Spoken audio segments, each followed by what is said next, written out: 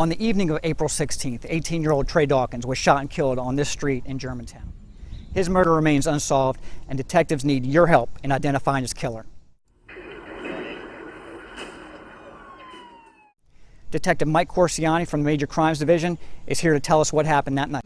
Yeah, on April 16th of this year, a group of individuals were hanging out at the dead end of Curry Powder Lane in Germantown. Around 9 p.m., unknown vehicle approached the group, and a subject inside the vehicle began shooting a firearm at the unarmed group. Prior to the vehicle fleeing the scene, 4 of the individuals in the group were shot. They were taken to local medical facilities.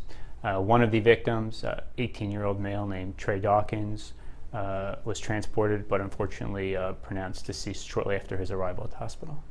Detectives have been working nonstop to identify Trey's killer. Detective Corsiani explains why this case has been so challenging.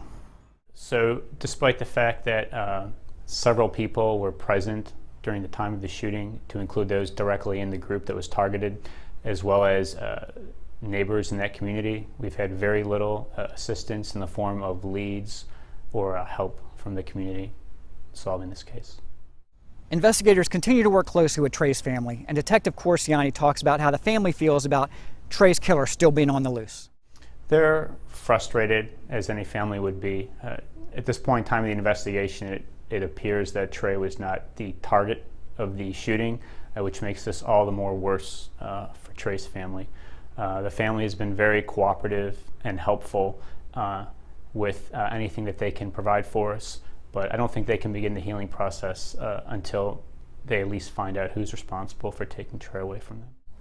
If you have any information that can help detectives identify Tray Dawkins' killer, we urge you to call Crime Solvers of Montgomery County at 1-866-411-TIPS.